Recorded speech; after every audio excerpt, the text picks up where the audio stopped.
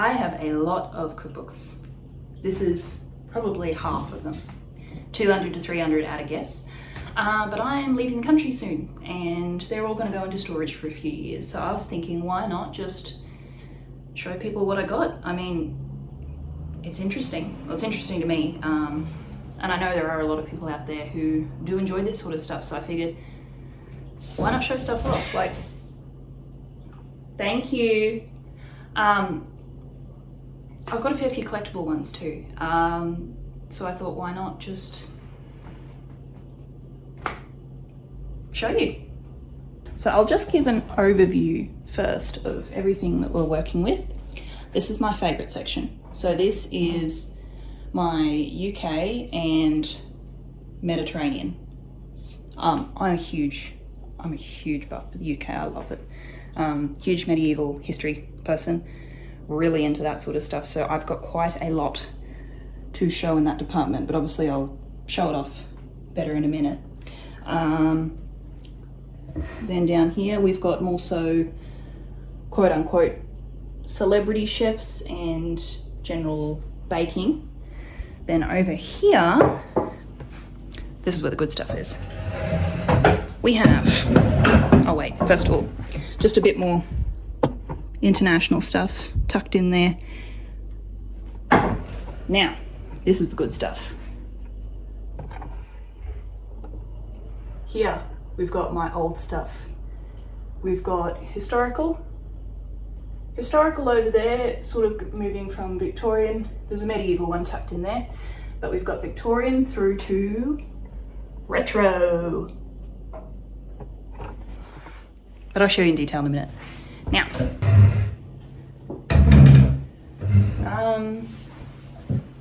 let's get started, I guess. I've only got a few small boxes because books are heavy, and cookbooks, especially since most of them are hardcovers, they're really, really bloody heavy. So I've only got a few small boxes to work with and a few massive bloody die-in-hell big type boxes, which I will use if I have to, and I probably will, because no way are these all going to fit into these couple of little boxes I've got. But I'll start with the loose stuff.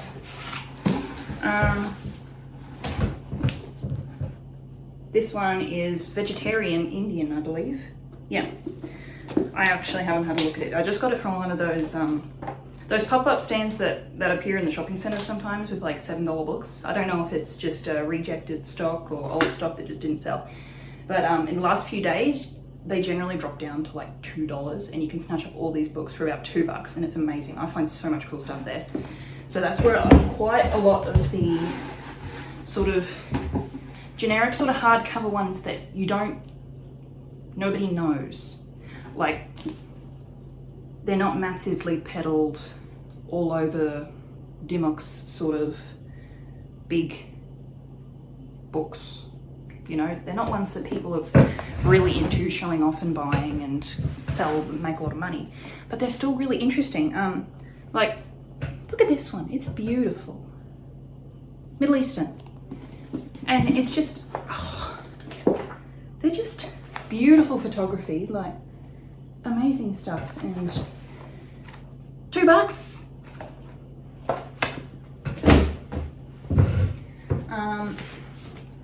The only reason I bought this one is because it was going really, really cheap at Kmart, because normally it goes for like $70 and screw that.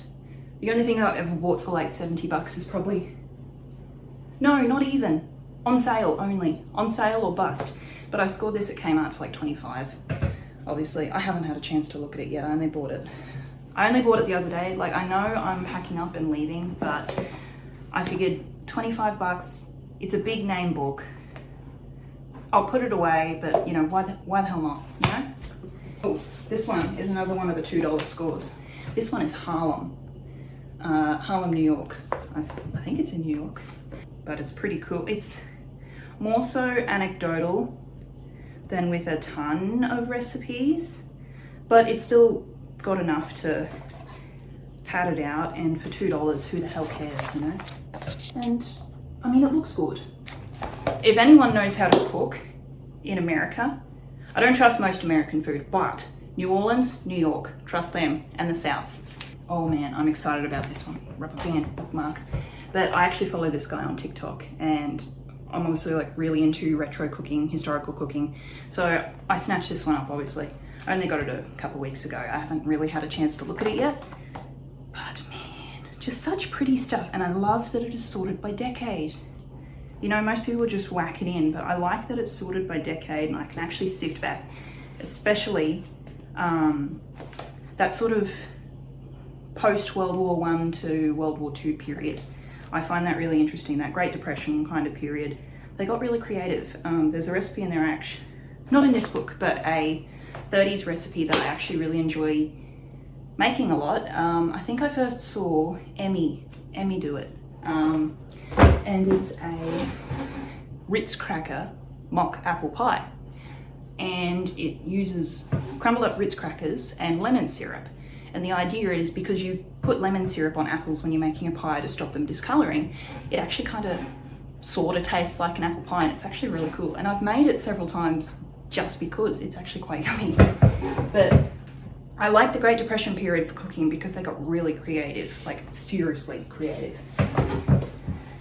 Oh, this was another one I just picked up from Kmart on sale. I haven't had a chance to look at it yet. But I do follow this girl on TikTok, and I've actually scribbled down some of her stuff in my notebook, so.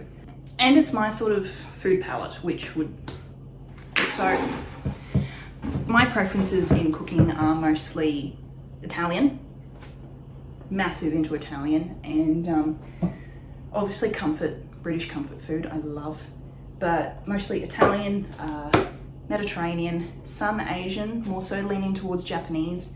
I'm not super into Thai, but noodly, stir fry stuff I do like. Not so, I'm trying to think of keywords that would make sense, but she covers the bases that I like, basically. She covers the bases I like. Oh, these ones are cocktails. These are actually these are her cookbooks because she's more into bartending and making cocktails, but we've got, this one's a 90s one, I think. It's very 90s style. That was just an op shop find.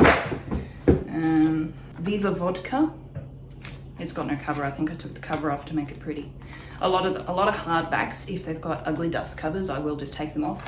Except for, I never take the dust covers off the Jamies because they look naked, or the Nigellas.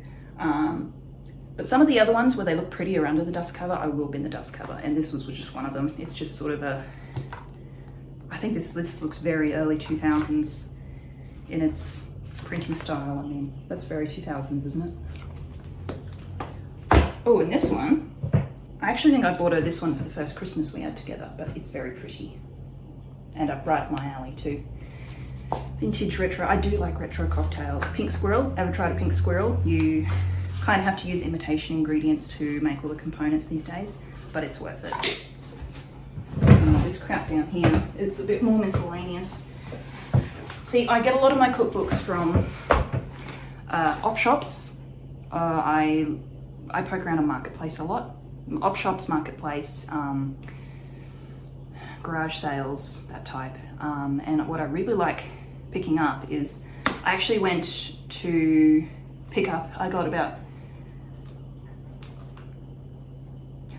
went and paid $50 to this lady on Marketplace, and she was basically clearing out her entire collection because she was moving. And I saw a lot of binders full of printed stuff and hand scribbled recipes.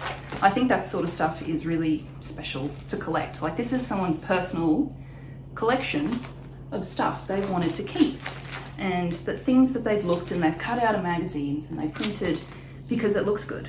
And I think that's kind of special to collect that stuff.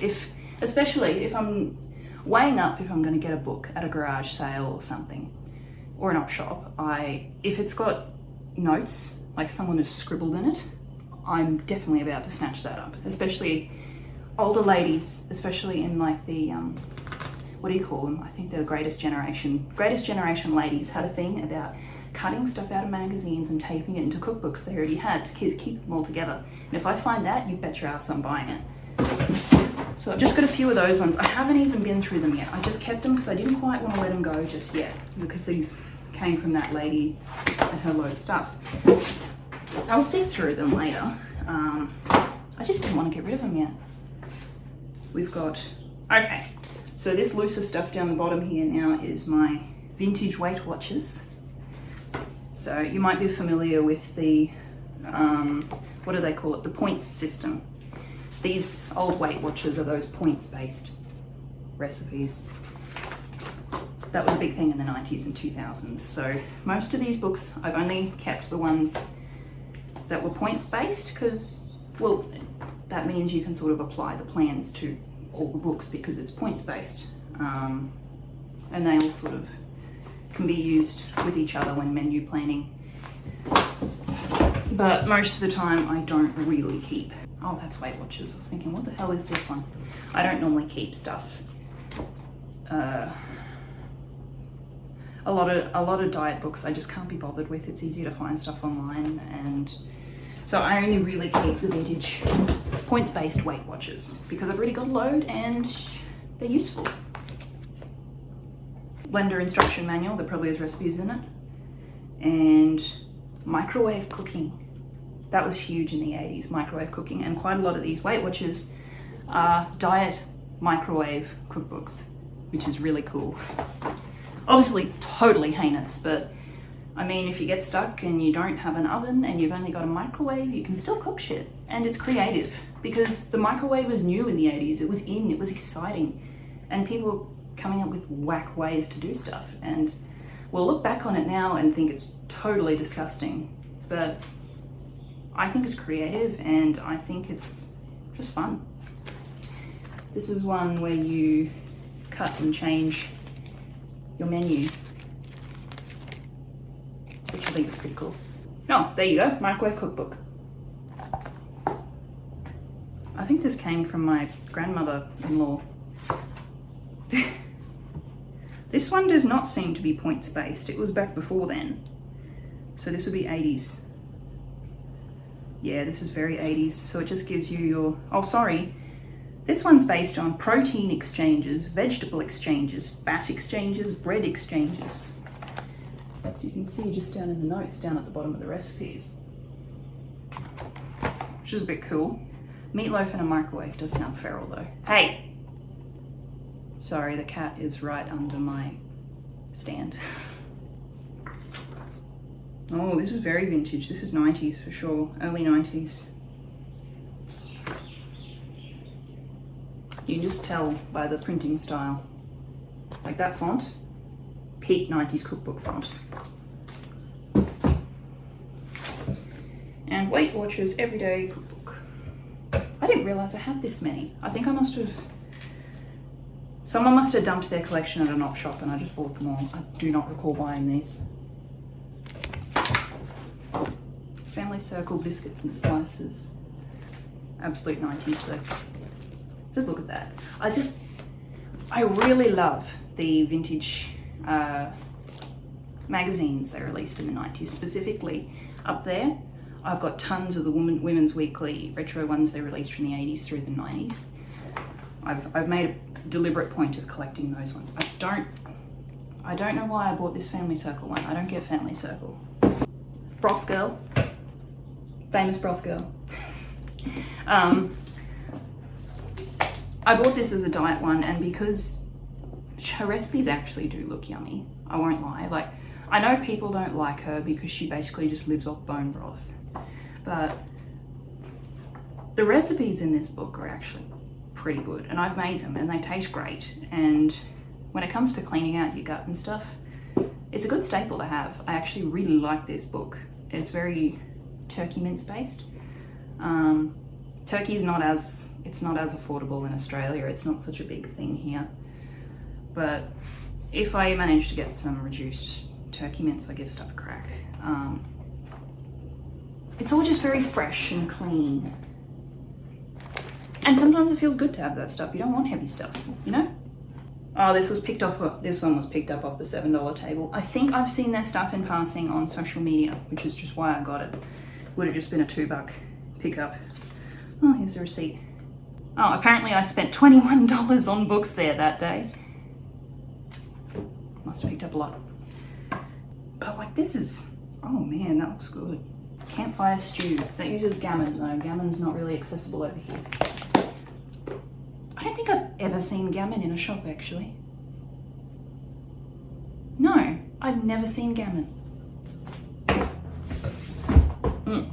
Oh, back to the Weight Watchers. That's just a dessert book. And Quick Start New Colour Program Cookbook. Oh, that's late 80s if I ever saw one. Oh, actually no, I'd peg this at early 80s. No, that's early 80s for sure. Look at that. You can tell because it's just got the elements of 70s printing style. The 80s is just one of those decades that's just sort of bled into the late 70s through to the early 90s. It just, 80s really had a grip on stuff, in cookbooks, in music especially. So this is just the notebook I keep where I scribble down stuff that I haven't tried yet, so I don't, especially if I find it on TikTok. I only ever like videos on TikTok if I want to come back to them, and most of them are recipes. So I'll sit down, I'll scribble down how to do it. If it tastes good, I'll transfer it into a proper good book. If it tastes crap, I just leave it, no problem. But it's not a pretty book, it's fallen to bits. This one is my book for butchering the Coles and Woolies free magazines that they have at the checkouts. I will go through magazines, chop them to bits, keep the stuff I want to keep, especially when they give you those little paper slips with just a recipe. And I'll just load them up in this book here. I haven't done it for a long time though. Some good stuff though. Moroccan eggs, like shit, yeah. It gets fat though because it's full of taped stuff. This is my good book. Very pretty, retro style. It comes with an index. Nice little index where you can sort it by what type of meal it is. I only transfer like my favorite stuff, like worthwhile stuff into here. Things I really like and come back to, like, you know, good hot and sour soup recipes, risotto, things that my mum cooked especially. Coronation chicken, I'm a big fan of that. And especially spice mixes. I've got a massive spice cupboard full of stuff in there, and to make mixes as well. I keep spice mixes in here as well. Oh, and this one, they're both the same book. Originally, I found this book online and I screenshotted every page, I printed it all out, taped it together, and bound it into a book because this book was printed in the 70s. There was no way in hell I was going to find it, but my wife actually bought me a copy. I was really, really into Laura Ingalls as a kid, still am. And again, historical cooking. I think it's really interesting to see how creative the pioneers could be. And it feels homey because these are all recipes that came directly out of the book or plausibly would have been made in that time. This lady did so much research. It's not one of those crappy slapped together books where they theme it around stuff and it's not actually viable. This actually refers to proper techniques they would have used, actual things they would have cooked. And some of them, she makes a point of saying, some of these won't taste good to our modern day senses, but it's what they had and it's what they worked with. And I find that, I think it's special to have things like this. Just these relics of who we were as people. I mean, I've never lived in America, but I think it's special, really. Okay, that's all the loose crap. Now, my favorite stuff. This one is so beautiful. Seriously, it's good to feel, to touch. Special things like this, I just need to have hardcover. It was like 60 bucks, but I bought it with gift cards from Christmas, so it was worth it when I did buy it. I've had it for a few years now. But the printing style, the photography, it's just gorgeous. Oh, I love it. I am really into British cooking. People shit on it, but I think there's something special about it because it's good, warm, comforting, homey staples, and it thrives in its simplicity. There is There is something good about bringing out the flavors and things, and they're comforting, that they're simple. And I really love them. I defend good British cooking to my core.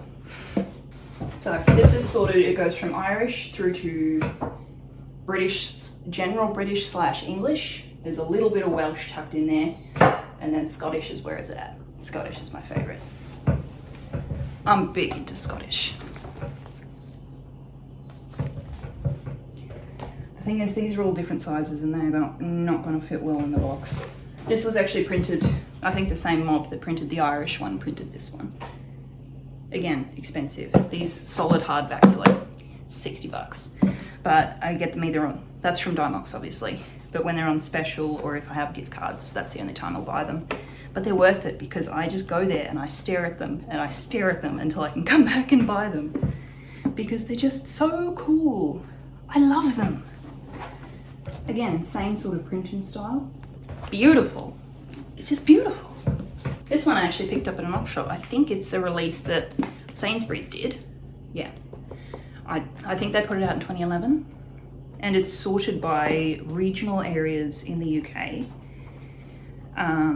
Specifically regions in England. And then they've got Scotland, Wales, Northern Ireland.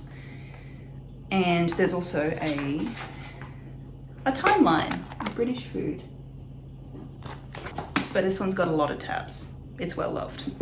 This is beautiful. This is really beautiful. This author, there's a recipe in here I make a lot, which is a seed cake. I love seed cake. If you haven't had it, try it. It might be acquired taste because it does use caraway seeds, which are sort of aniseedy in flavour. But it's a nice, mild little cake. Very simple. It's great to have with tea. I don't have a huge sweet tooth, which is probably why I really like it, because it's just like a simple, mildly sweetened butter cake with these little caraway seeds in it, and it's absolutely delicious. It's sorted by style, but this one is just baking. This is all just baked goods, but it's really good. Seriously, if there's one book I'd advise you get for baking, it's this. Really good staples, especially for making tea. I love this series. I picked up the Scottish one when I was in Scotland and took it home. I had a favourite Scottish recipes and Scottish baking, I think it is. Oh, I love these little books. I know they're just for tourists, but they're good. They've got like 25 recipes in them or whatever, but they're just nice little pocket-sized books. They're a good series. So I've got Wales, I think I've got Ireland, and I've got Wales, England, and 2 Scottish ones. I'm yet to find Ireland. But I actually found this one in an op shop over here. So when I saw that one, I just sort of went, hey. And I found the English one in an op shop over here too. But the Scottish ones I bought when I was over there. Not this one. This was a general British one I ordered online. But this one's quite good in being explanatory. This came off the $7 table too. Years ago I bought this one. The London Cookbook. So this one's based off famous recipes from famous restaurants. So it'll tell you which restaurant it came from and who makes it. Say for example, this is Tartuca. Oh, it's a continued one. Sorry. Comes from Fernandez and Wells, and the author is Di Ritali. I like that it shows that little information. And it's good promotional material for these restaurants too. Like, it would be nice to kind of seek these out. A lot of them come from Tom's Kitchen. He was a big contributor. So I guess if it's still around, go check out Tom's Kitchen. He's big in this book. Great Northern Cookbook. This one's pretty cool too. The rabbit recipe's shit. I found it out the hard way. I'd never cooked rabbit before, but I wasn't a fan of the rabbit recipe that was in there. But the rest of it, pretty good. It's got Cullen skink, which I think is a good staple for British cooks. Cullen skink is so good. I gotta tell you, like, if you like smoked stuff, my favourite soup. But it's got just really good homey, sorry, here's that rabbit recipe. Don't make this one. It sucks. And it was a waste of a bloody $30 rabbit because you can't get that here either. And butchers will charge you an arm and a leg for a rabbit, which you think would be a sensible food to be feeding people because rabbits are everywhere. But no, you got to pay an arm and a leg for them, and it wasn't even worth it with the recipe I used. But this general book, as a whole, is pretty cool, especially with offal. I know most people that don't like offal these days. I get it. It's definitely acquired, but I feel very strongly about being resourceful in using all parts of the animal. I think it's wasteful not to, and especially in this day and age. And it's something we've just always done as humans, so why the hell would we stop now? You know? I think I've spilt water. I think I had the spray bottle out before the cats were being annoying. Oh, I picked this one up in an op shop. I haven't really looked at it yet, but it's old print. When was this one printed? I'm getting the impression it was printed in the 70s possibly. Oh yeah. First published 1979, reprinted 1981. And it's just a very simple print book. And yeah, traditional English food and where to find it. Don't know what the hell this pie is though. Doesn't look remotely cooked. Oh, sorry, yes, this one's sorted by recipes from the Tate Gallery, recipes from the Bear Hotel, Linton Spring Restaurant. So it's like that other one, it takes recipes from places, specific places that probably aren't there anymore because this was printed in the 80s. Oh yeah, there's my English one. That came from an op shop too, I think. Same printing style, pretty little pictures. Very touristy, but why the hell not, you know? I haven't actually looked through this one yet. I just picked it up because it was an English book. It was an op shop one.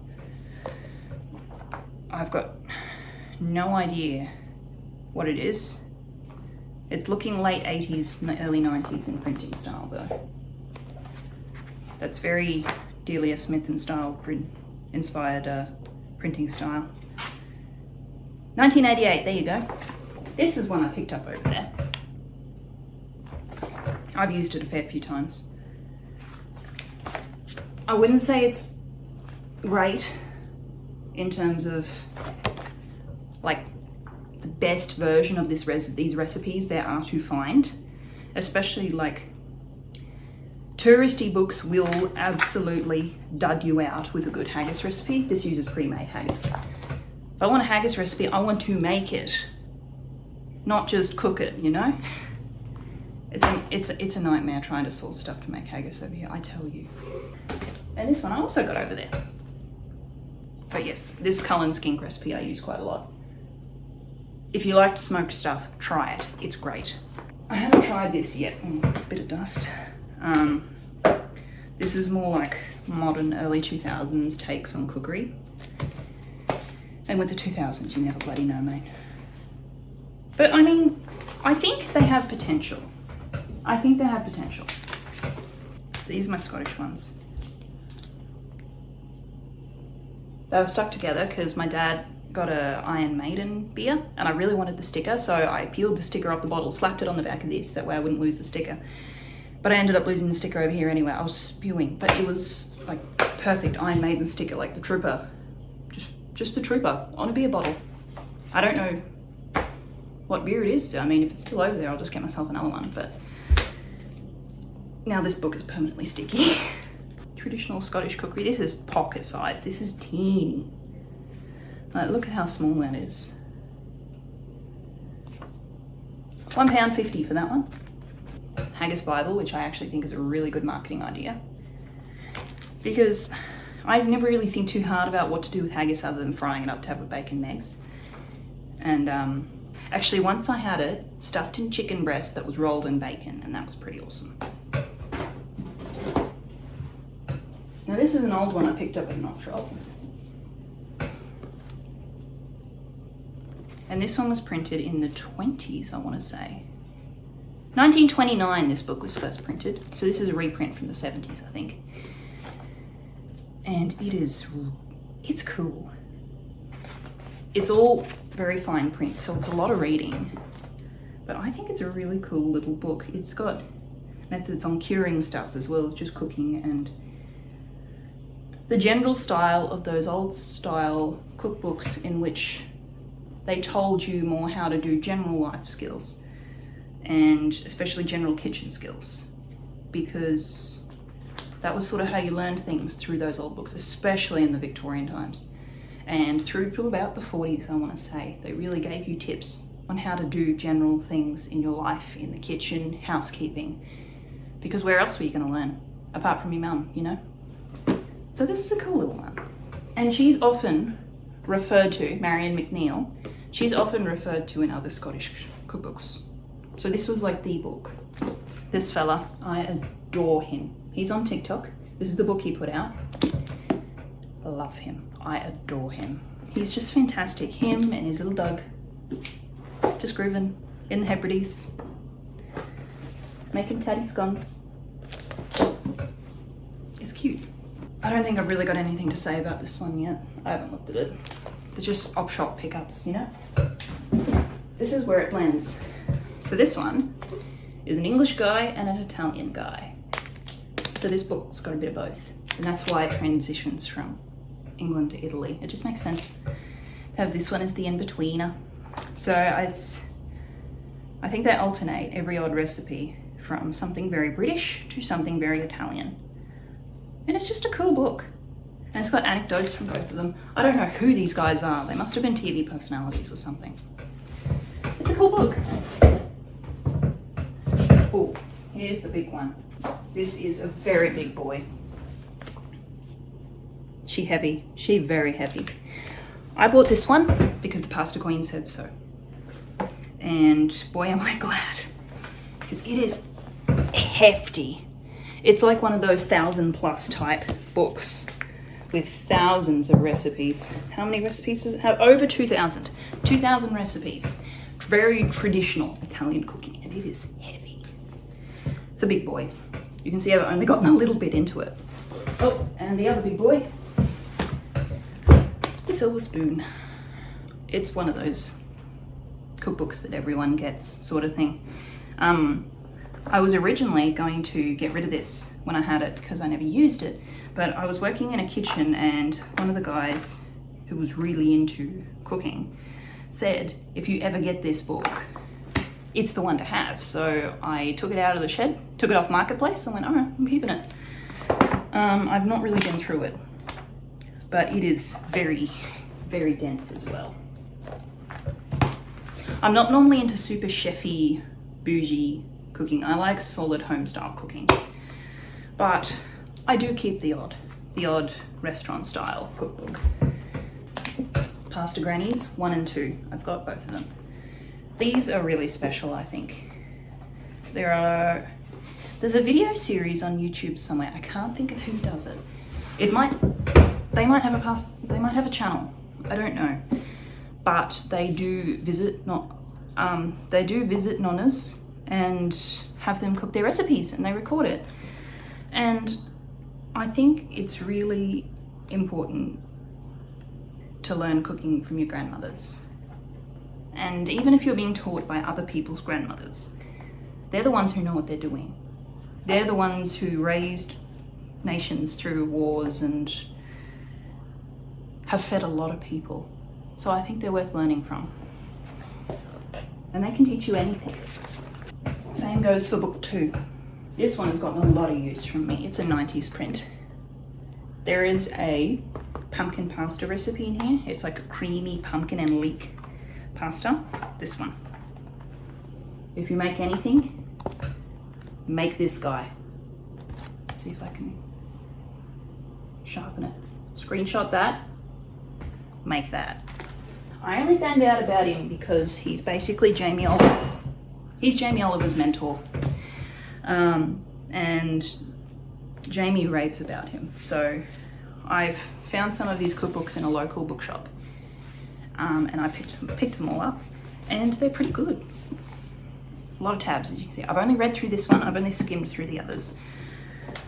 But some solid stuff in here. Not sure what that's about. Because this is new. I bought these new. But he's just a good cook. Good solid food. there's 3 of his here. Lemon and fast cook Italian, which for Italian food, you can't really cook it fast no matter what, but I'm really running out of space. And I barely made a dent in my books. I think I need to speed this up. Shit. Explanatory staples of what to do with shit worth keeping.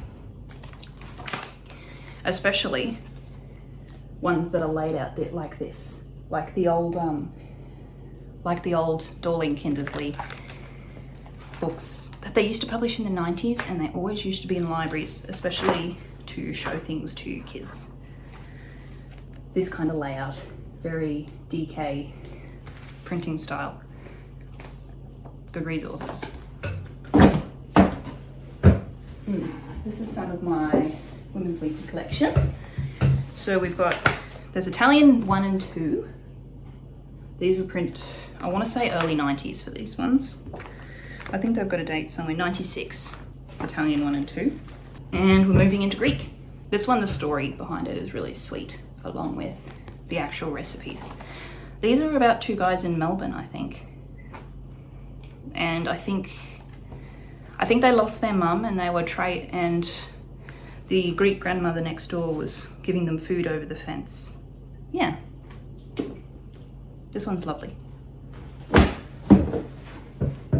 I haven't looked at this one. I think it came off the $7 table. But it's pretty. It's really pretty. And very rustic photography. Beautiful stuff. And I like Greek food. I like all of that sort of Mediterranean region, especially anything sun-dried tomato based.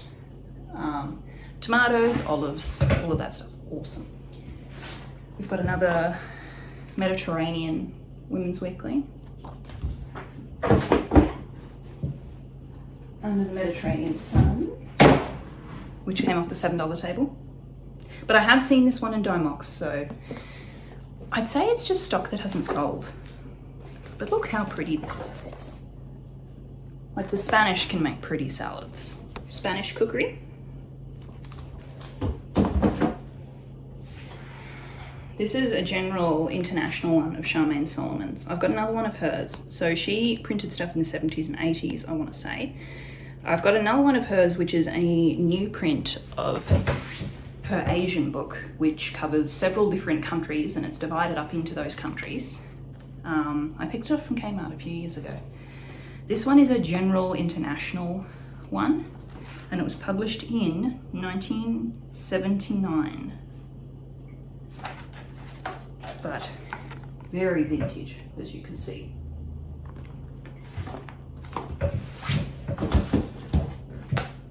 This one is not a cookbook. It came off the $7 table, but it's a book referring cookbooks to buy.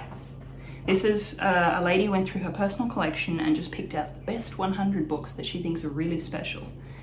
And that's actually where a lot of recommendations came from of things to buy. There's one I've got up in my retro section called The Joy of Cooking. I think it was published in the 30s. I got it because this lady talked about it, and I scored it secondhand from, I think it was Lifeline Book Fest.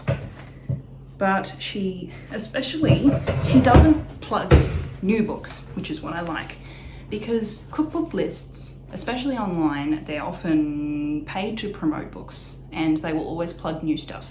I don't care about that, especially because a lot of them are just modern restaurant cooking, and that's not something I care about.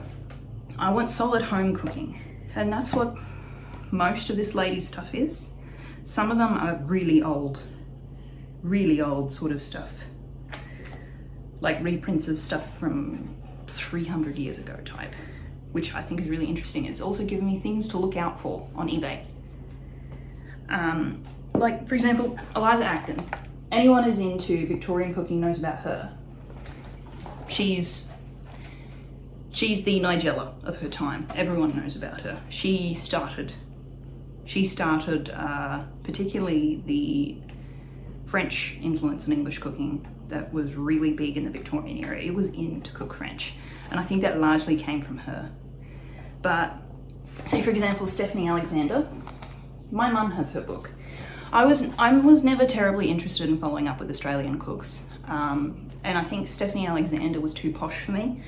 But I saw it in here and thought, you know what? It would be just nice to have.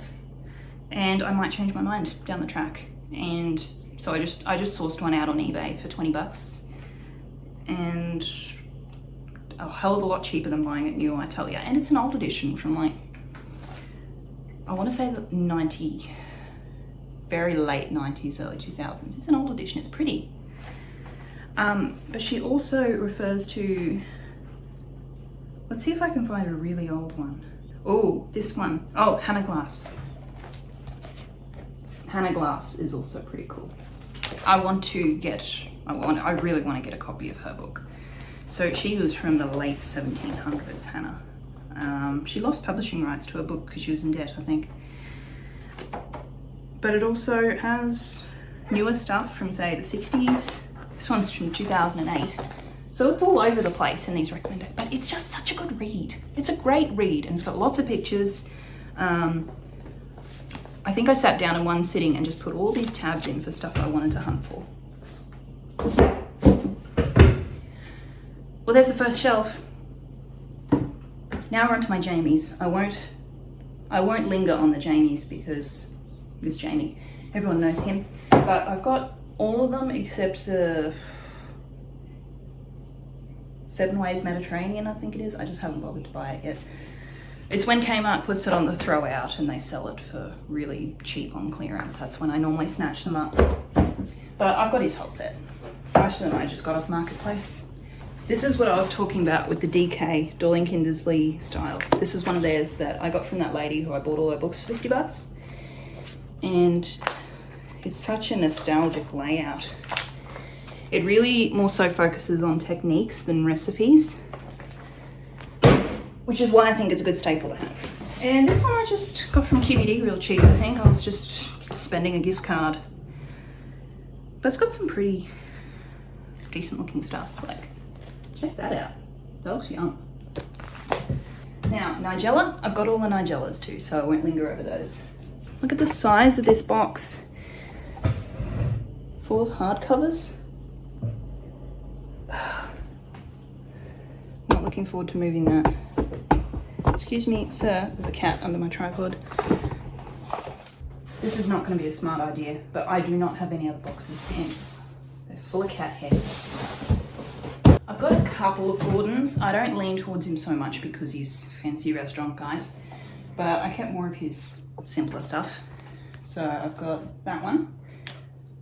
Ben, no. He's thinking about getting in this box. He's thinking about it and he's not going to do it.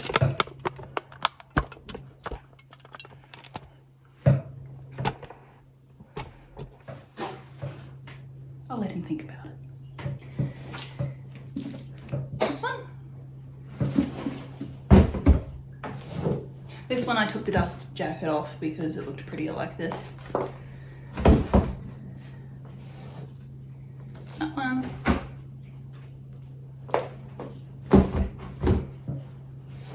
And that one. I've got all the Chrissy Teigens because she does put a good spin on Thai food that I actually like, because I'm not super into Thai, but like this is pretty good stuff. Like sesame chicken noodles, yum. So good.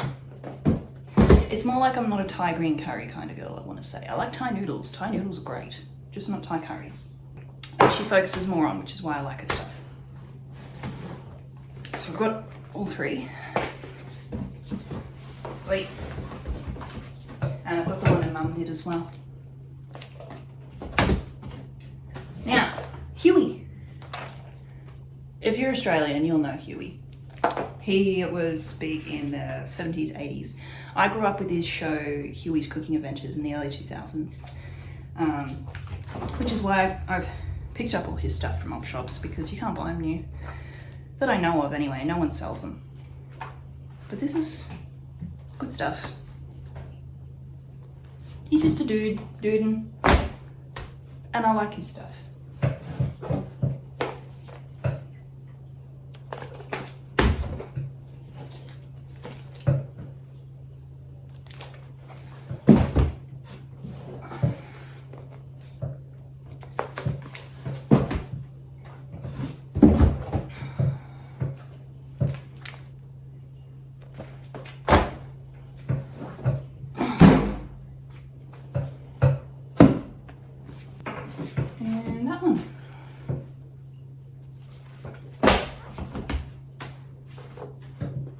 This fella I also found on TikTok. He's just a cool guy.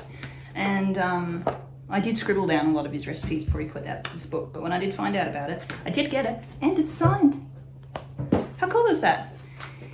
He's just a really laid back guy and makes stuff very just simple food. The whole idea behind his recipes were to encourage people also to cook something simple rather than buy takeout. And I mean, it's really good staples. A lot of Keen's curry, which I'm a big fan of.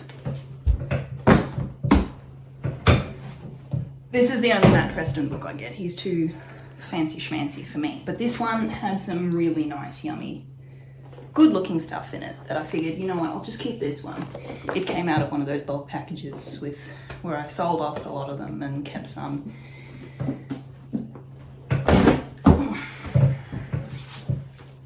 We've got a pressure cooker manual, a slow cooker manual, and a Thermomix manual.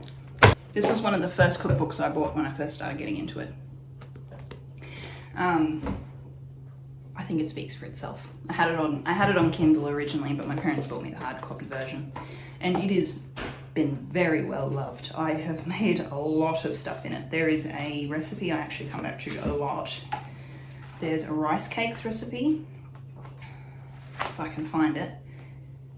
There's a rice cakes recipe. There is a really nice strudel recipe too. And some solid beef pies. And a really cool drinks section. Really cool cocktail section.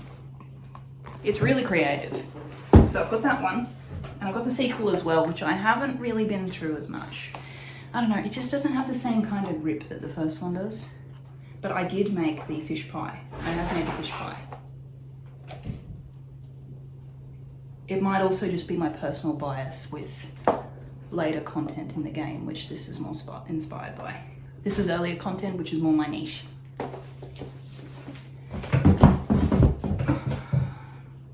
Ooh. This is my Tolkien book. I've also got another ebook of Victorian Tolkien-esque recipes, because that's what Tolkien-inspired Hobbit culture around, was just Victorian countryside life. That digital book I've got is really good, but this one's pretty good too. It's more inspired by, rather than practically, in the practical sense, more realistic. But it's a pretty book. It's got nice stuff in it. And I do like it. And at the end of the day, that's all that matters. Ooh. Oh, this one I picked up at an op shop. And I think it is the original book they released when season 1 of Friends came out. So it's not one of those mass-produced ones of inspired recipes. This was the original book they put out. And you originally paid $28.95 for it in Canada. Holy Jesus. I'm pretty sure this is season 1 inspired. When did it come out? 1995. So season 2, I want to say. But yeah. It's very 90s. And I think this is a really cool thing to have, because I do go into bookshops and I see Friends inspired cookbooks which are kind of crappy. This is cool to have.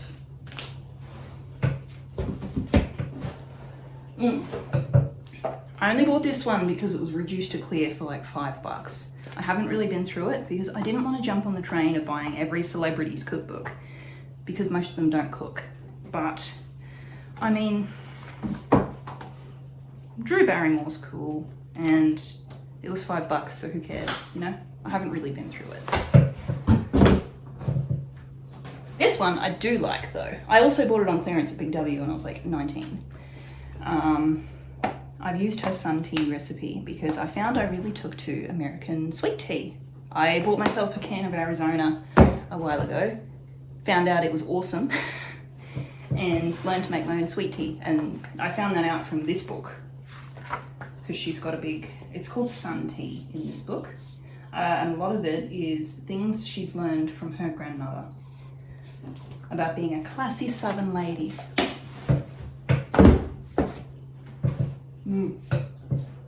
I think this is the last of my celebrity cookbooks, but this one's probably my favorite.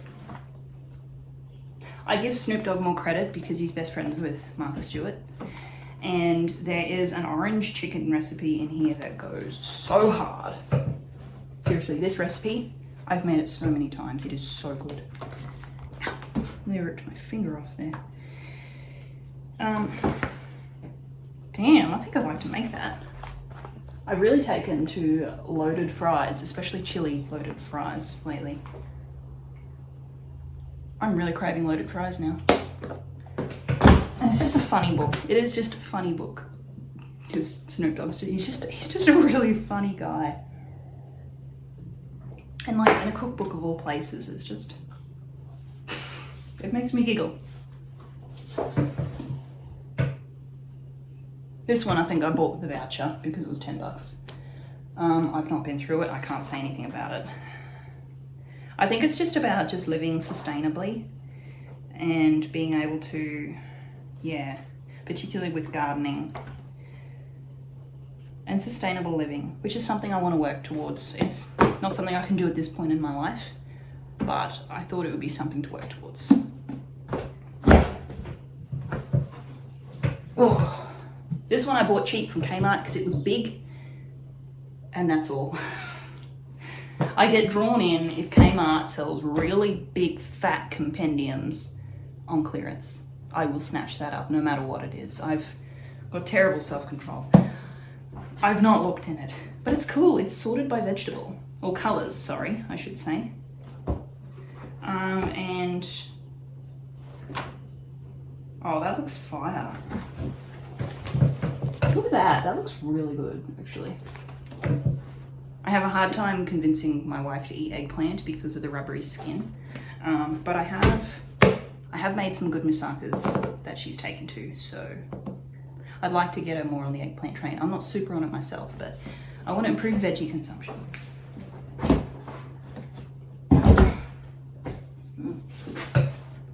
I think I scored that one because it was on clearance too. But they're both by the same lady.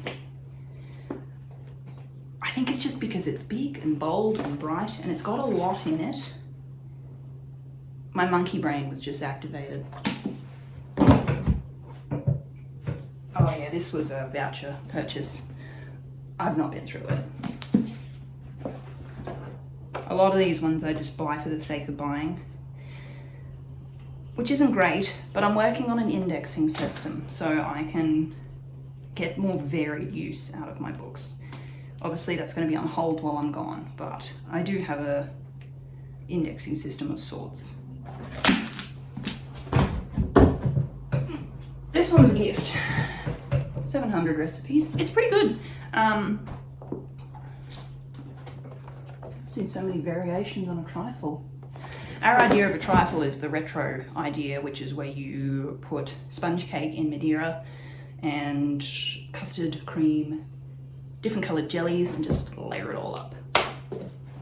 I've tried other variations on trifle. Apparently it's a retro trifle.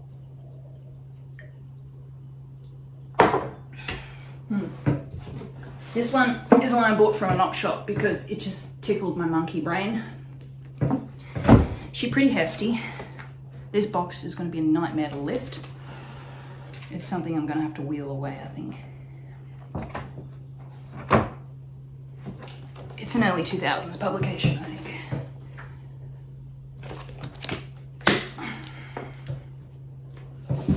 Whew. She is heavy. Ooh.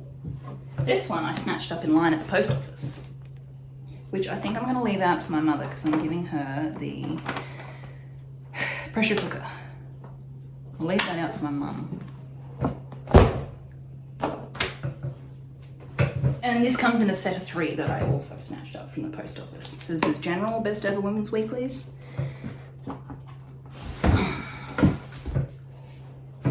Then we've got Country Collection, which is more preserves angled, I think.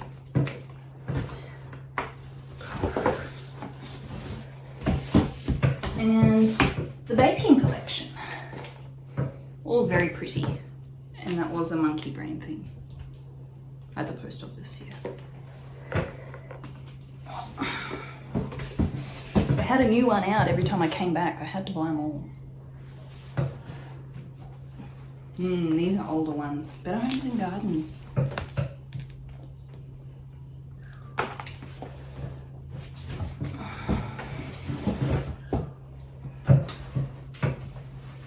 Traditional home baking.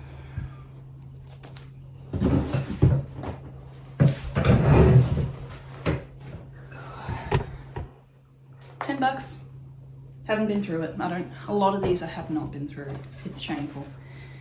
Ew, banana Nutella pie. That does not sound nice. But Nutella banana bread does actually.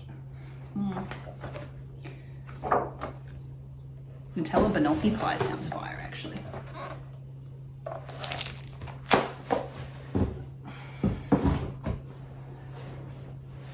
This was off the $7 table. Absolutely. Same with this one.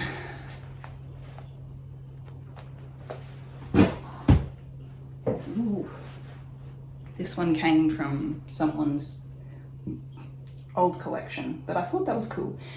Hershey's chocolate is revolting, but the recipes have merit. So just swap it out for Cadbury melts and you're good. Ooh. The infamous birthday cake book. Had to get that, of course, even though I do not have children to make birthday cakes for.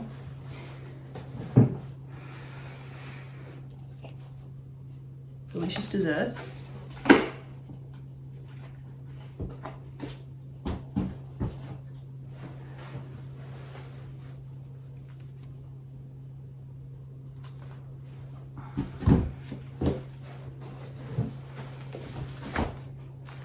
This one I think I got it because, yeah, someone had stuck things in. This is written on cardboard. I don't know why, but it sounds dumb to me, but she stuck things in different places. That's the main reason I bought that. It was before I started collecting the vintage ones.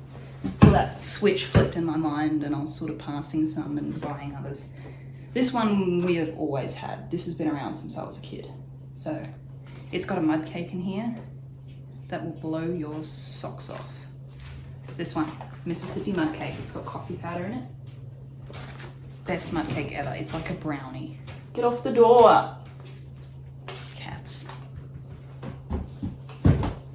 And Family Circle scones and muffins. Again with the Family Circle. I don't know why I have it. This was just one of those generic issue Kmart ones that I kept because I'm not sure why I kept it. It's got a lot of tabs though, so it's got potential. The Brown Sugar Cook Kitchen. This one I'm very proud of having. This is a 50s publication, I'm pretty sure.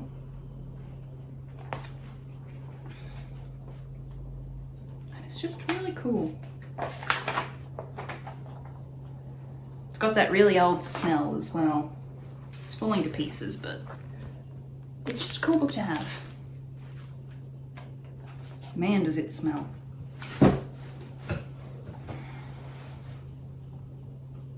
Oh, my mum bought me that one. Just off the magazine rack, I think. It's got some cool stuff. I've not really been through it. It's one of those contribution type booklets where you mail them in.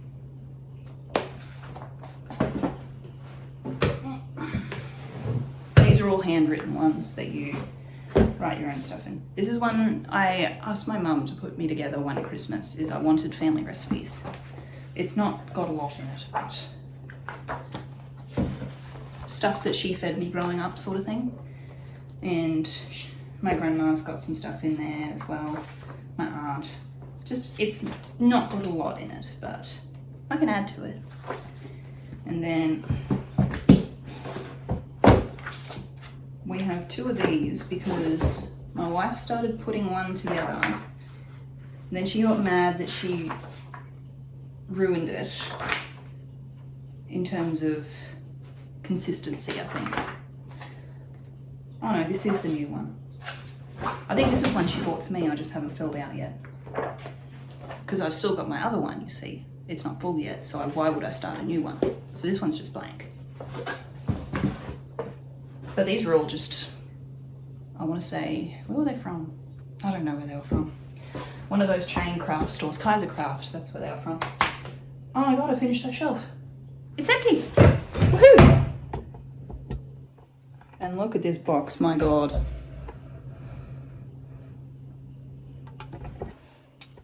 I'm gonna need a dolly to wheel that out. This is the rest of my international stuff. So we've got a Women's Weekly in Middle Eastern, which I will raise my eyes at the possible validity of. But like, it was a good size and I got it from Aldi, so cheap enough. This was a Kmart pickup, I think, because this guy's on TV a lot. And because it's focused on quick cooking, the thing that normally holds me back about cooking Asian food is time. You spend either all your time chopping, or it just takes too long and it stops me cooking it a lot of the time. Especially making curries properly. Hours and hours and hours and hours and hours. And I just, especially after work, you just feel too busted to do anything. This is the other Charmaine Solomon one. The Complete Asian Cookbook, and it is sorted by several countries, and it was published in the 80s, so this is a pretty new edition, but this was published in the 80s. So it's sorted into India and Pakistan, Sri Lanka, Indonesia, Malaysia, Singapore, Burma, Thailand, Cambodia and Laos, Vietnam, the Philippines, China, Korea and Japan. So it's pretty solid. It's very heavy. And there's generally 3 to 4 recipes on every page.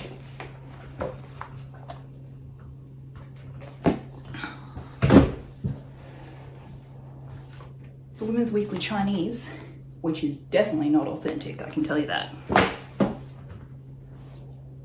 I wouldn't trust the authenticity of any of these Oriental ones.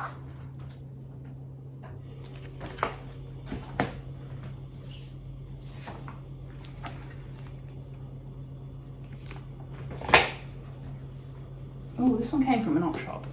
There is a recipe in here for like these spiced fried chicken. Think of KFC popcorn chicken, but masala. It is so good. I can't think of what it's called, but there's something like that in here and it is amazing. Indian take on popcorn chicken, it's so good. Oh, this one's cool. I thought that was really interesting.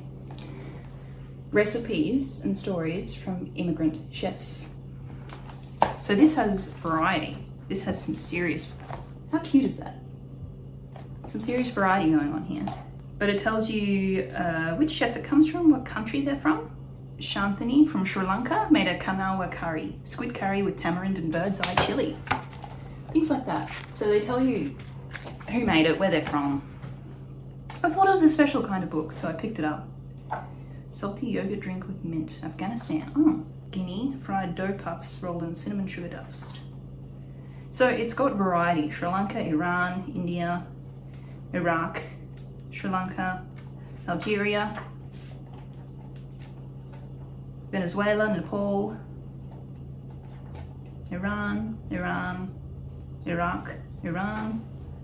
A lot of Middle Eastern, I think. Lebanon, yeah. Iran, Syria, Nepal, yeah. I thought that was cool, and it was off the $7 table, so.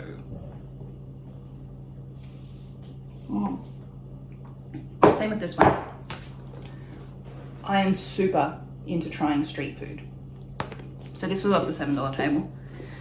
I haven't tried it yet. I've been really off cooking lately, just with everything going on in life. I just can't be bothered to do anything. So a lot of these books I have not tried because I'm just too busted, dude. Too busted. But hopefully I'll get the chance later.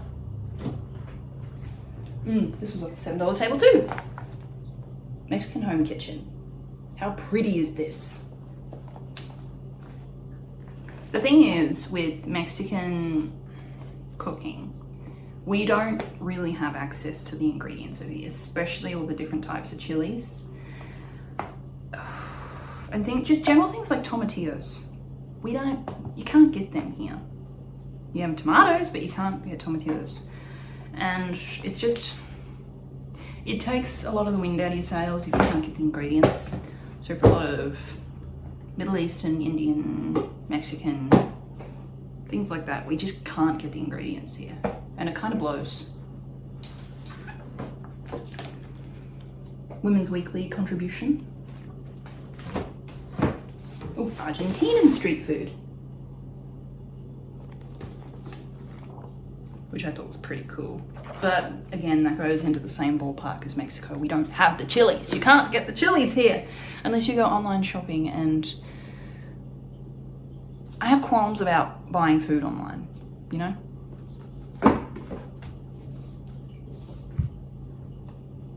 Recipes in Pursuit of the American Dream.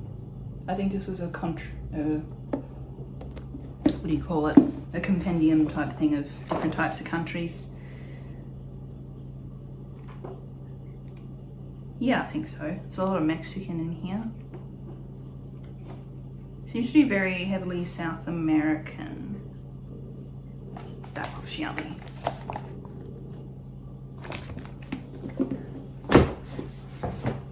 $7 table again.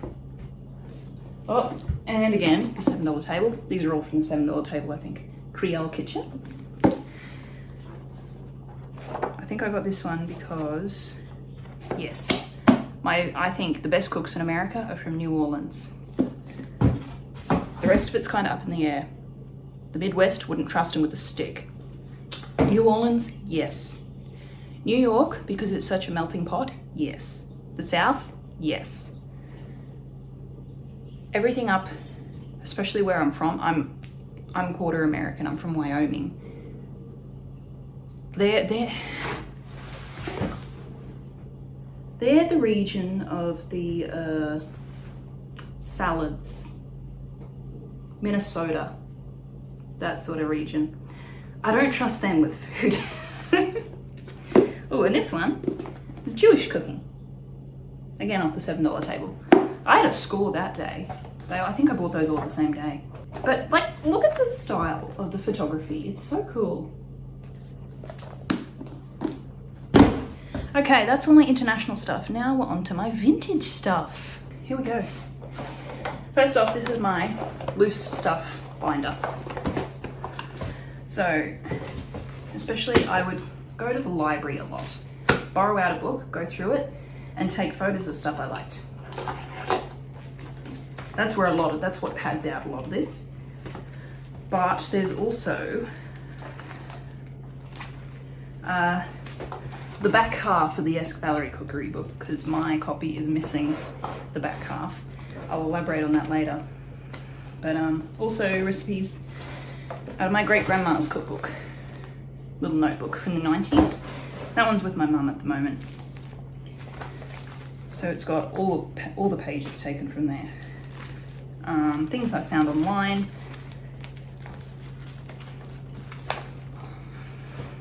And loose stuff.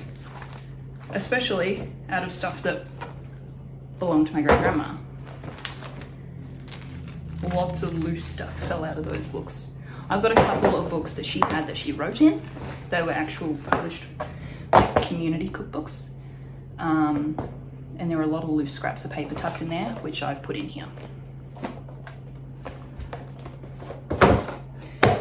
That's not going to fit in here with the way I'm doing stuff. Oh, I can tuck that in there. Oh, crap. I'll rethink that one. Okay, now we're on to my women's weeklies. I'll just go through them all because there's a few.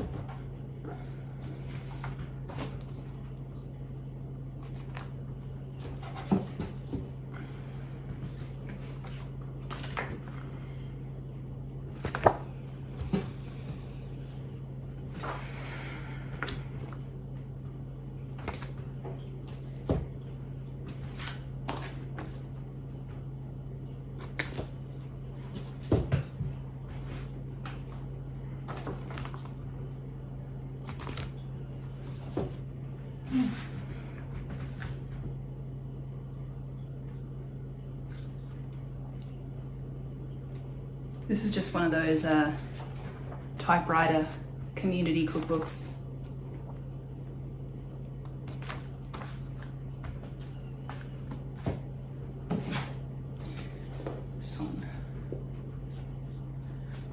This one doesn't have a title on it. Oh, sorry. The Australian Women's Complete Household Guide, illustrated. But there's nothing written on it that you can read. Oh, the font is there. You can just barely see it. But like, I mean barely. It must have rubbed off. This was a complete book of life, essentially. Published in...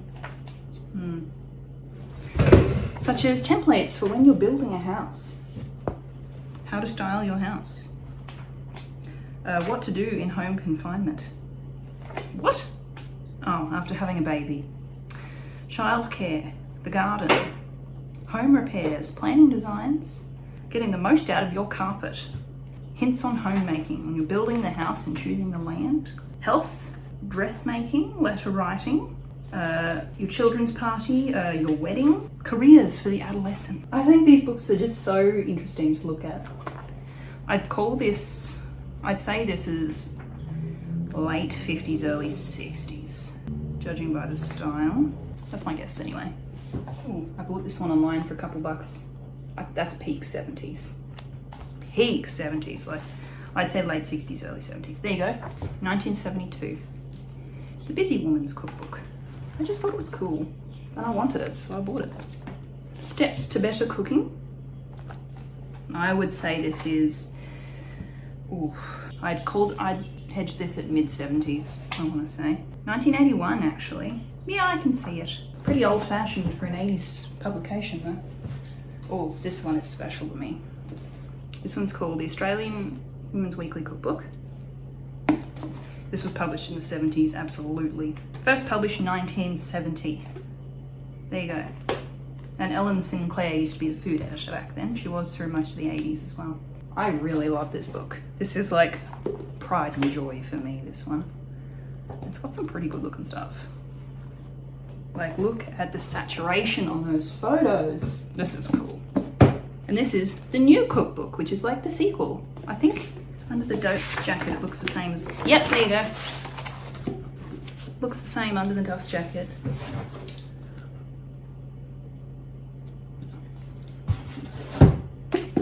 My original one didn't come with the dust jacket though. And it's set out the same.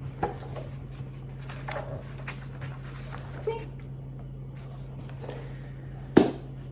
This probably came out a few years after. Let's say mid-70s? 1978. So obviously the first one must have done very well.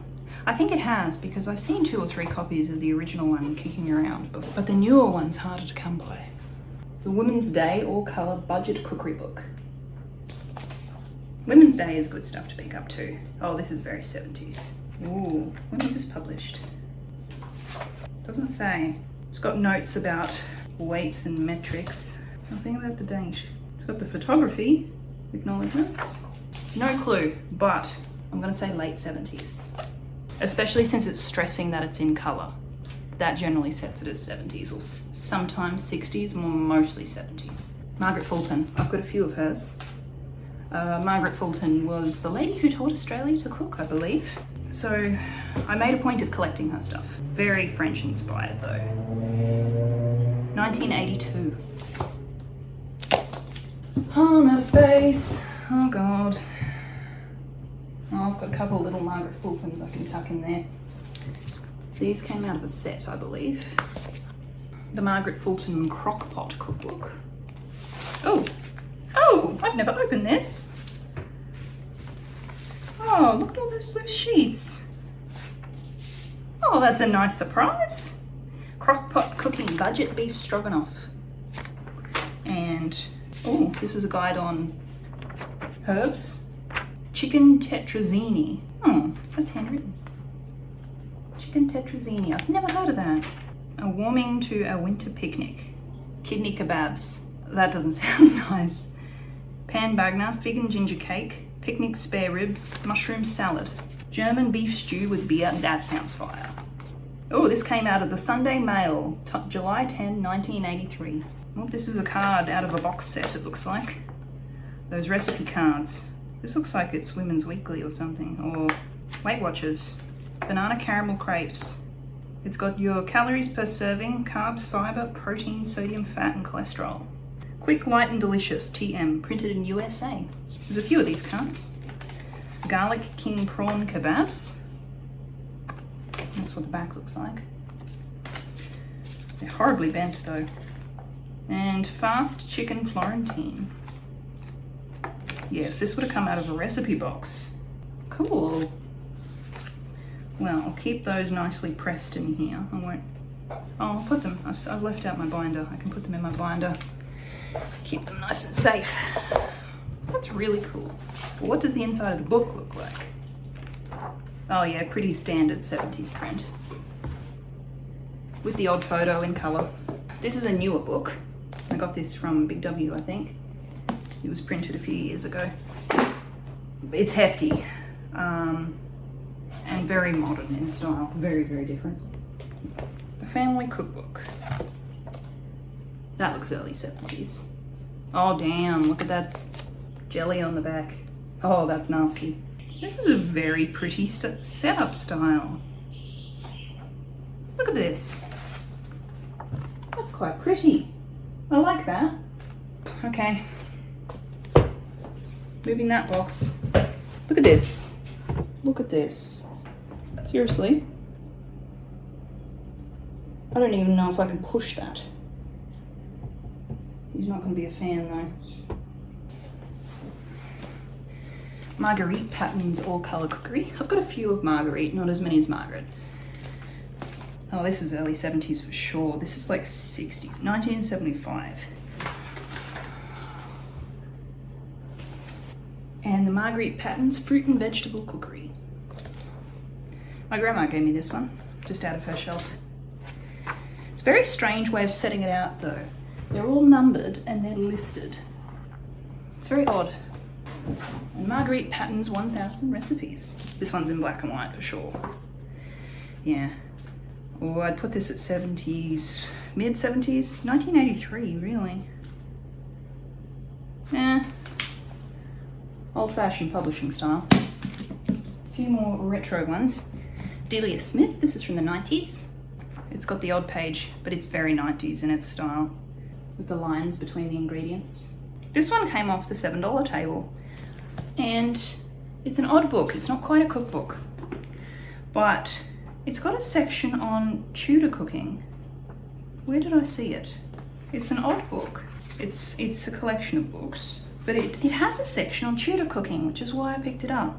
Let's try it. 187. Oh, that was published during wartime. Consider the oyster. Oh, it really goes through historical. It's got Greek honey and the Honzo, so 3000 BC to 100 AD, Egypt, the Orient, and Greece. Let the sky rain potatoes.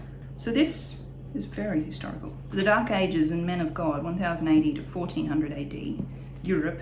Oh, that's what I saw. A piggy's petty toes, Elizabethan England. So this first section is all about really historical cooking. It's got a big introduction. There you go. Look at that. Interesting. I knew that was the reason I picked this up. It's, yeah, historical food. Now this one's very special to me. My great-grandma had a copy of this book, which I used a lot baking growing up. And when I moved out, the one thing I asked for Christmas was my own copy of this book. But yeah, Lady Flo lived in Kingaroy, which is only a few hours from here. She only passed away a few years ago too. This is my copy of the Stephanie Alexander one I was talking about. See how pretty it is? I'm not sure when this edition was published, one of the early ones for sure. Someone originally sold it for $50. I definitely did not pay that. This edition was published in '96. So this is like the original edition.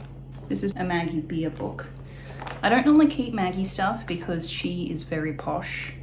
But this one's more farm oriented. So I kept it. But this one, oh, was it that one? No, that's right. The reason I bought this one is because it's signed. Look at that. How cool is that? To Betty, to good cooking always, even in Queensland. How delighted I am to know your family. With love, Maggie Beer. And I found this in a Vinnie's for $3. They clearly didn't notice it was signed by the author, because Maggie is big in Australia. She's on all the television. She's very posh. Oh, this is another Stephanie Alexander. It's called Recipes My Mother Gave Me, which was why I bought it, because it's old recipe. Lorraine soup, cream of snapper soup. Still quite posh. This is one I bought recently from an op shop. No? Where did I buy it? I don't recall buying it. I bought it like a few weeks ago though. Very 80s though. Why did I buy it? I can't even remember where I bought it from. Shopper's blackout. This is hefty. They definitely could have fit more recipes in for its size. They've got basically a recipe on each page and then a picture, which personally I think is a waste of space in cookbooks. Oof, especially when it's this bloody heavy. It's alright though. Oh, this came off the $7 table. Recipes from Australian community cookbooks. And I like that they include pictures. I've got both of the CWA cookbooks. They're a fair good ones. I just hate that it's it's spiral bound because it's so squeaky and makes an awful sound. Same goes for its sequel. Now this one was first published in 1914. It's had revisions though, so it's not completely true to its original form. But you know, pretty alright. I think I bought this one online. That's very 50s style, hey? I think it's published in the 60s though. Or it's very close to falling apart though. Doesn't say when it was printed. I would say late 50s though. Especially with this painted art style. And even just the red checker print, it would suggest late 50s, early 60s. Because there was that Better Homes and Gardens book that was kicking around in America that has the same sort of checker print. But it's pretty cool. I really need to glue the spine back on properly though, it's falling to bits. The Women's Day Cake Decorating Book. Oh, that's pretty cool. How to pipe flowers, fruits and birds. The Australian Women's Weekly Cookery Book. This is old shit. Look at that. I must have gotten this. Oh, this is early 50s, if anything. 1948. The Australian Women's Weekly 2,000 pound cookery contest 1948 was a sensational success. Wow. I must have gotten this at an antique store or something. January 1949, there we go, someone's written that in there. Wow. I think one of my favourite things about these really old ones is when they'd include the little ads. No, look at that. Pretty cool. Oh, I must have gotten two. That's right, it's ringing a bell. It is ringing a bell. This one doesn't have a date though. Simpsons Recipe Bulletins. Oh, June 1954. The Simpsons Monthly Recipe Bulletin. This is a scene from the 20th Century Fox production, Three Wives. Oh, I see. So it's got all these monthly recipes. Oh, it's a page. So you get the page and they're all pinned together. Because you've got your recipes. And then they've got the next month. Oh, loose paper. What's this? Casseroles for winter. Take 1 pound veal steak or veal from shank, 1 ounce flour, a teaspoon of salt, teaspoon of pepper, margarine, medium onion, 1 packet of tomato vegetable soup, 2 cups water, bay leaf, a dessert spoon of paprika. For the scone topping, 8 ounces of self-raising flour, a level teaspoon of salt, 2 ounces of margarine, 2 ounces grated tasty cheese, a 1/4 pint milk and an egg. So it's a veal casserole with a scone topping. I won't comment. Oh yes, I remember this one. This is the Bushell's Centenary Cookbook from 1883 to 1983. It's got lots of recipes and old ads. Pretty cool. The Davis Dainty Dishes. Oh, Davis Gelatin sponsored this booklet. These were big in the 50s. Sponsored little booklets for... You'd get them often for ovens. Ovens would have a little sponsored booklet for cooking your food in their oven. This is for Davis Gelatin. So a lot of good old gelatin salads, which look absolutely feral. Very interesting. This booklet is almost completely salads, except for puddings. Oh yeah, that actually looks really good. Oh yeah, this was one of my great-grandma's. The Inglewood State School Cookery Book, Centenary Edition from 1872 to 1972. I don't know what the hell she was doing in Inglewood, because no one's ever lived there. Oh, lots of loose stuff, okay. I thought I'd already collected all the loose stuff. These are ads. Oh, 17-piece non-stick cookware set. How 70s is that? Wow. Oh yeah. Oh, I remember. I think there were so many, I just placed them back in here. Old sticky labels. I'd love to use them, but I think only on containers I'm going to keep forever. Otherwise it would be a horrible waste. So I'd have to be very choosy about what I stick them on. But there are things just taped in here.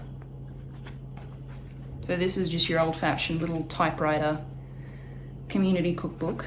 That happened a lot back then. But she's just scribbled stuff in the margins, which a lot of ladies, especially those greatest generation ladies, boomers do it sometime, not as much. It was more so the generation before them, I'm finding, of just margin scribbles. More loose stuff. Ooh, chocolate rough slice taped in the back. It's glued in the back, sorry. Beef curry. Oh, this is a whole fold-out page. Oh. The Best of Radiant Living for 1994. Meat makes your meal. Oh, this is an informational pamphlet about dietary information for meat. This is a golf cookbook, fairway cookbook. Oops, pages fallen out everywhere. There's a Waldorf salad written inside the inside. This one's in bright colours though. All different colours of paper.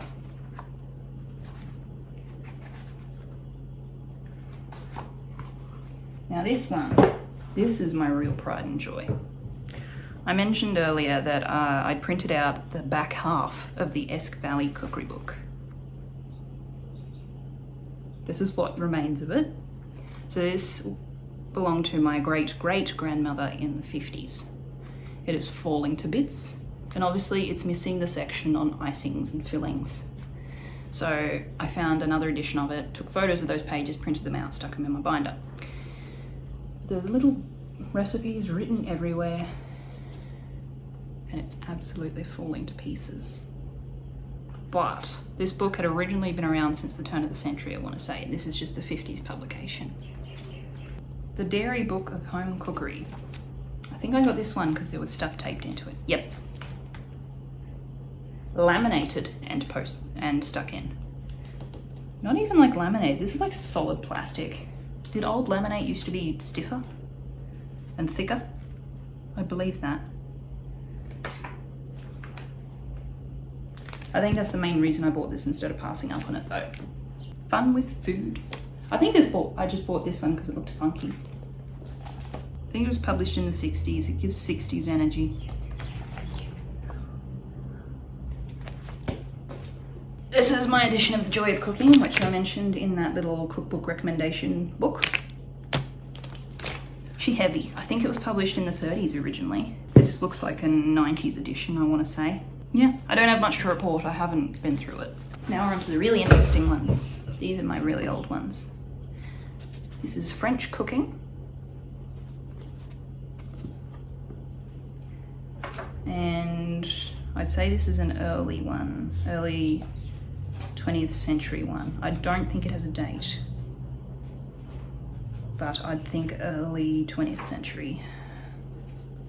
They're all a bit sort of uncertain because they're all kind of published like this back to the 1800s, so it keeps it a bit more vague. I could hedge a guess at the 40s, but I don't think there's a date. Oh! Suggested wines. Montrachet 1947, Saint Emilion 1949. Okay, so we could guess that this was published in the 50s or 1949. I'd hedge a guess at early 50s. Now this one, I think this one's 40s. Exciting cooking. 1001 new recipes and 1001 household hints. 1959, okay. Yeah. It's harder to tell when they continued to publish them in the same sort of look, even though the flashier new modern style of producing cookbooks was coming in the 50s with black and white pictures. They still sort of had this, they'd consistently had this look for a few decades. Some people changed it up, some people didn't. It makes it a bit harder to guess.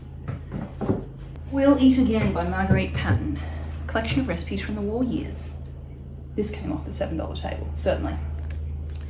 It's got old ads in it too. This was originally published in 1991, but it's got old wartime recipes. Just little things like that. How cute. It's so cute. Ooh, The Frugal Colonial Housewife. The only cookbook published in America between 1742 and 1796, retaining the original language and spelling with an introduction. Oh, I think I got this one on eBay. First published in 1772 under the title The Frugal Housewife. Oh yeah, very 1700s. How to roast different meats. To roast an eel, take a large eel and scour him well with salt. Skin him almost to the tail, then gut, wash and dry him. Take 1/4 pound of suet, shred as fine as possible. Put to it sweet herbs, a shallot likewise, shred very fine and mix them together. With some salt, pepper and grated nutmeg, scotch your eel on both sides, the breadth of a finger's distance, wash it over with yolks of eggs. Lay some seasoning over it and stuff the belly with it. Then draw the skin over it, put a long skewer through it and tie it to the spit. Baste with butter and make a sauce of anchovies and butter melted. That actually sounds good. Like if you use some really good fresh herbs, that actually sounds pretty good. With a shallot, you stuff it, rub it with butter and oh, yum. This is very old-fashioned though. How to fry different things. To fry oysters, to fry potatoes, of gravies and sauces, to make white gravy. Gravy to make mutton eat like venison. Okay. Take a woodcock or snipe that is stale, the staler the better. Pick it, cut it in two, hack it with a knife, put it into a stew pan with as much gravy as you shall want, then let it simmer for half an hour, then strain the gravy for use. This will give the mutton so free a flavour of game that no one can tell it from venison. Wow. This is cool. Pioneer Cookery by Susanna Carter. Cookery Illustrated and Household Management. I'd say this is early turn of the century. Printed in Great Britain. Oh no, never mind. There's a colour picture. Let's put it at the 50s. Yeah, let's put this at the 50s. Especially with this cloth binding and the blue paper. Yeah, I guess this at 50s. The Flagstaff Cookbook from 1896. I think this is American too. Yep, the Flagstaff Cookbook, published by the Ladies' Aid Society of the Methodist Episcopal Church, Flagstaff, Arizona, 1896. Published in 1796 by the Northern Arizona Pioneers Historical Society.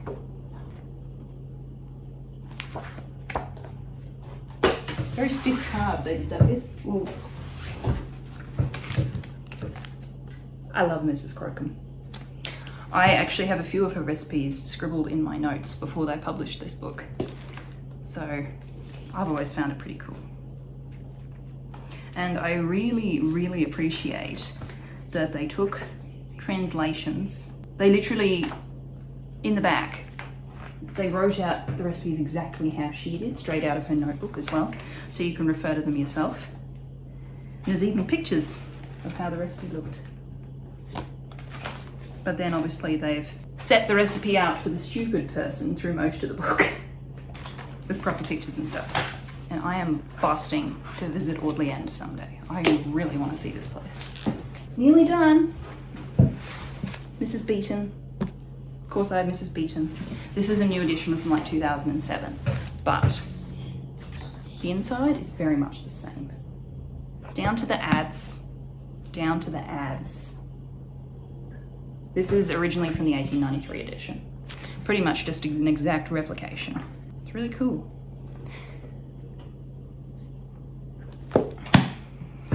So I would like to have, you know, a Hannah Glass and a Eliza Acton to keep with my Mrs. Beeton.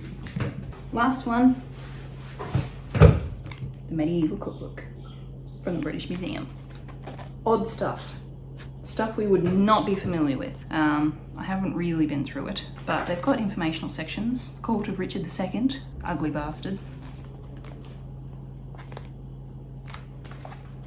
There's a lot of informational details. There's only a handful of recipes, but a lot of informational stuff.